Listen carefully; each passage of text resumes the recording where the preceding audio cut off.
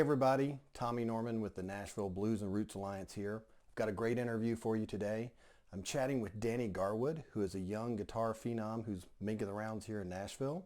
I caught up with him backstage at the Underdog right after Guthrie Trapp's East Nashville Guitar Club jam that he has about once a month. And we chat about the blues, his young career, and some exciting things that happened to him, especially one right before the interview, but I'm going to let him share that with you. As always, please check out the website for the Nashville Blues and Roots Alliance, bluesandroots.org, and support your local blues community. A special shout out to Cal and the people at the Underdog who let us use their venue, and also Guthrie Trapp who let us sit in after he had his jam and do the interview with all the things that were going on. You hear a little bit in the background. But without further ado, here is my interview with Danny Garwood.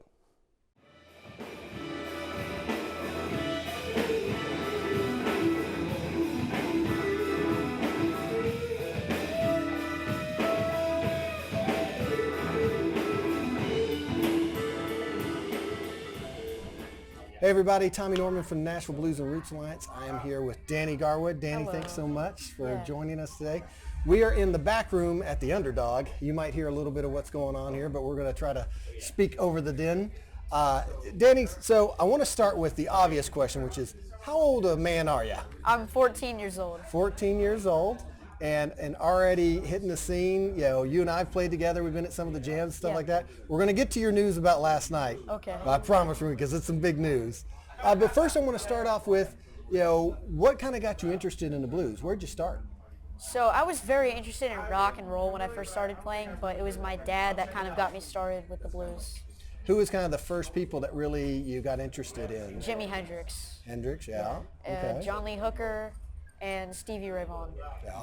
I think Stevie Ray is all of our, you know, from a certain generation, all of us kind of love Stevie. And that automatically brings you into Jimmy and all of that stuff. Yeah. But I've also been impressed when you play, you know, you dig in some of the old school stuff as well. You know, you're not just the blues rock guy. You've got some of that old, you know, some of that Freddie King stuff you do. I and do things like Freddie that. King, yeah.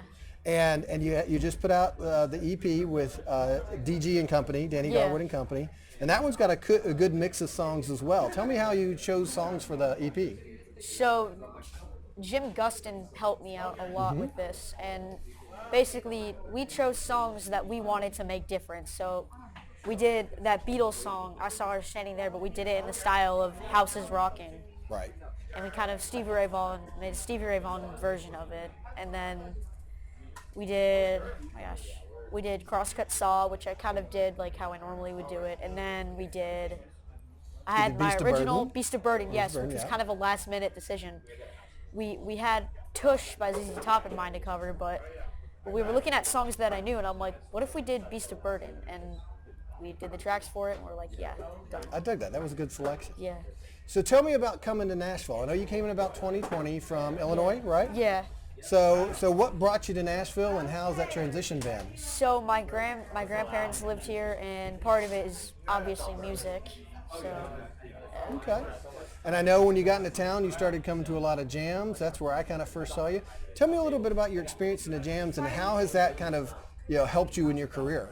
So it kind of helped me to learn how to play and interact with other people, and it's got me to where I am today. Just interacting with the crowd, learning all this different stuff, and it's been really cool. Okay. I also know that through the jam and just, you know, playing with everybody in general, you've gotten to kind of, you know, get some mentors and some benefactors. You know, I know you've played with Ali Venable and Donnie Miller. I think you've got a Donnie Miller guitar. I do, yeah. And those type of things. Tell me about how, you know, these people have kind of helped you and maybe, you know, given you a little bit to kind of go on. See, they give very, very good advice, definitely. And they've helped a lot, I would say. Just playing with them gives you more of the exposure of what it's like to be a blues musician. And not only have they made me a good musician, but they've also basically made me a good person as well.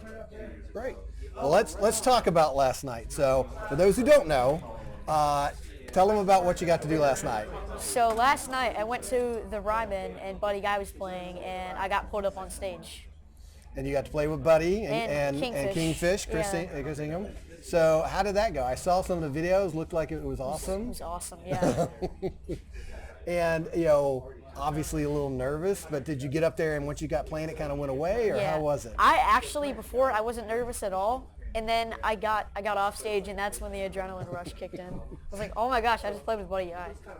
Well, that is amazing. So who are some people that you're kind of like, who's the next people you want to play with? Who are some of your idols that are out now? My main idol right now is Kenny Wayne Shepherd. Okay.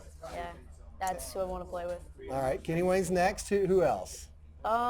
Derek Trucks. Derek really Trucks cool. would be a good one. Gary Clark. Okay. Eric Gills. Yeah. Great, yeah. Just saw Eric. He was just in town, and he's amazing. He's one of my favorites as well. I was in Memphis when he was coming up, and he's the real deal.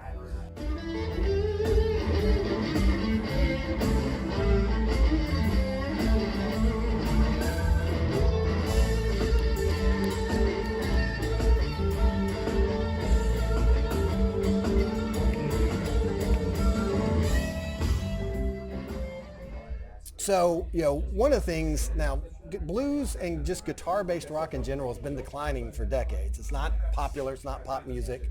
And then there's always, when a young person like yourself comes in, it's always like, you're the next generation of the blues and taking it. So when you think about that and you think about, all right, I want to take this music and keep it alive, what does that feel to you? And what do you think you kind of need to do to kind of help that along?